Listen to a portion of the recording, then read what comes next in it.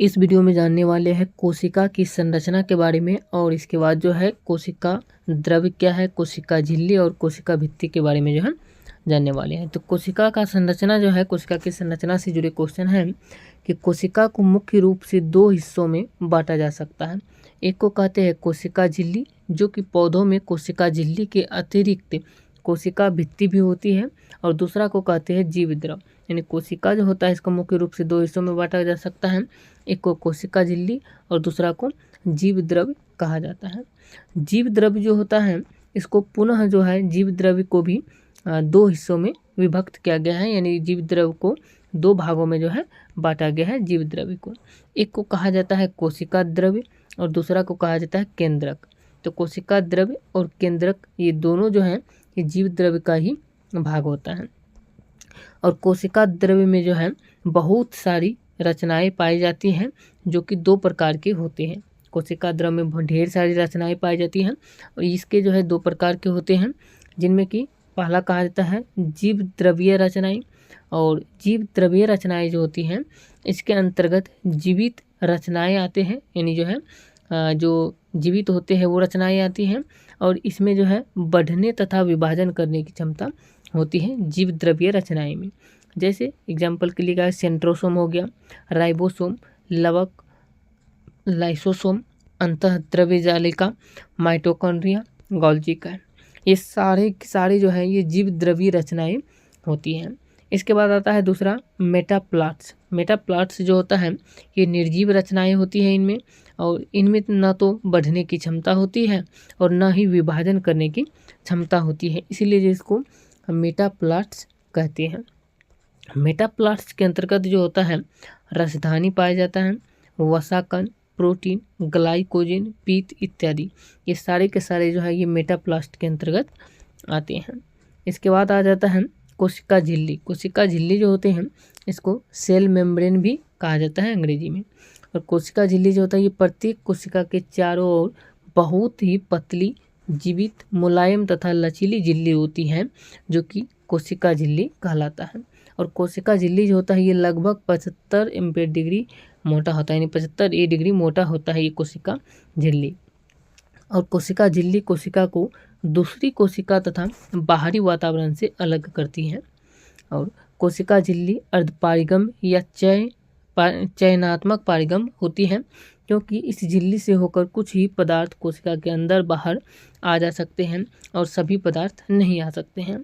इसीलिए जो है कोशिका झिल्ली जो है लिपिड और प्रोटीन की बनी होती है। इस झिल्ली में दो परत प्रोटीन की होती है तथा इनके बीच एक परत वसा की होती है। कोशिका झिल्ली के संबंध में तरल जो होता है मोजाइक मॉडल सिंगर तथा निकोलसन ने दिया था ये कोशिका झिल्ली के बारे में। कोशिका झिल्ली के प्रमुख कार्य क्या सब हैं? तो कोशिका झिल्ली के जो है प्रमुख कार्य निम्नलिखित पाए जाते हैं। पहला कार्य है यह कोशिका को निश्चित आकृति प्रदान करता है तथा कोशिका की भीतरी संरचनाओं को बाहरी आघात से बचाता है। दूसरा कार्य है कि कोशिका यह जो होता है यानी कोशिका झिल्ली जो होता है यह कोशिका के अंदर जाने तथा बाहर आने वाले पदार्थ पर नियंत्रण रखता है। और तीसरा कार्य है कोशिका झिल्ली का कि एक कोशिकीय जीवों में कोशिका झिल्ली द्वारा ही सीलिया, प्लेजिला तथा उत्पाद का निर्माण होता है, और कोशिका द्वारा होने वाले परासरण तथा विसरण की क्रिया कोशिका झिल्ली द्वारा ही संपन्न होता है। अब कोशिका झिल्ली के बाद आ जाता है कोशिका भित्ति। कोशिका भित्ति जो होते हैं जिसको अंग्रेजी में सेल वॉल कहा जाता है कोशिका भित्ति को। और इस सेल वॉल को जो है ये कोशिका भित्ति जो होता है ये पौधे तथा कवक में कोशिका झिल्ली के बाहर एक और परत होती है जो कोशिका भित्ति कहलाती है। और कोशिका भित्ति कोशिका झिल्ली की तरह न तो जीवित झिल्ली है और न ही अर्धपारिगम झिल्ली होती है। कोशिका भित्ति 3 परतों का बना होता है। एक मोटी भित्ति होती है। पौधों को कोशिका भित्ति सेल्यूलोज तथा हेमी सेल्यूलोज की बनी होती है। पौधे की कोशिका भित्ति जो होती है ये सेल्यूलोज तथा हेमी सेल्यूलोज की बनी होती है। और कवक की कोशिका भित्ति जो होती है ये काइटिन की बनी होती है तथा हीमे सेल्यूलोज की बनी होती है। अब कोशिका भित्ति जो होता है इसका भी कुछ कार्य है। तो कोशिका भित्ति के जो प्रमुख कार्य होते हैं वो होते हैं कि यह भित्ति यानी यह कोशिका भित्ति जो होते हैं या पौधे के कोशिका की रक्षात्मक परत है जो कोशिका को निश्चित आकार, मजबूती तथा सुरक्षा प्रदान करती है और यह कोशिका को सूखने से बचाता है एवं विभिन्न कोशिकाओं को जोड़ने का कार्य करता है कोशिका भित्ति जो है। और कोशिका भित्ति एक निर्जीव संरचना है जो पारगम्य होता है और यह कोशिका झिल्ली को भी सुरक्षा देता है। अब कोशिका भित्ति के बाद आता है कोशिका द्रव, जिसको साइटोप्लाज्म कहते हैं। तो कोशिका द्रव जो होता है ये जीव द्रव का वह भाग जो केंद्रक तथा कोशिका झिल्ली के मध्य होता है, उसे ही कोशिका द्रव कहा जाता है। और कोशिका द्रव जो जीव द्रव होता है, तो कोशिका द्रव रंगीन, अर्धपारदर्शक तथा अर्ध तरल पदार्थ है और यह एक प्रकार का कोलाइड है जिसमें कि 80% तक जल होता है। कोशिका द्रव में जो है यानी साइटोप्लाज्म में 80% तक जल पाए जाते हैं। और जल के अलावा जीव द्रव यानी कोशिका द्रव में जो है लगभग 30 तत्व पाए जाते हैं, जिनमें ऑक्सीजन, कार्बन, हाइड्रोजन, नाइट्रोजन मुख्य होते हैं कोशिका द्रव में।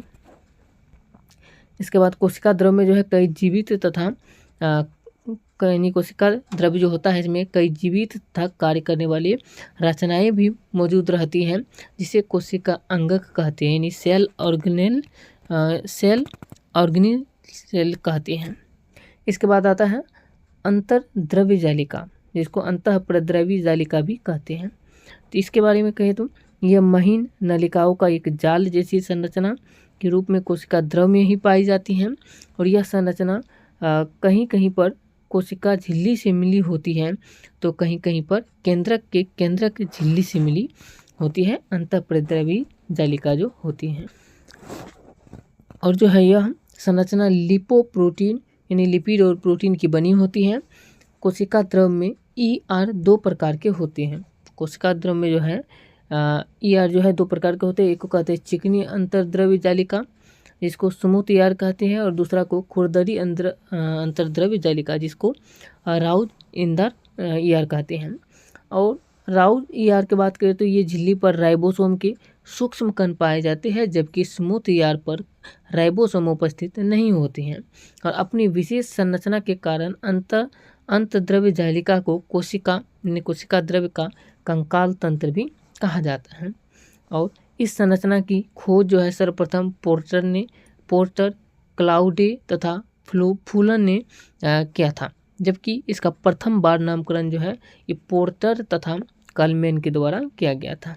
और अंतर्प्रद्रवी जालिका को वर्तमान समय में जो है एर्गेस्टोप्लाज्म भी कहा जाता है।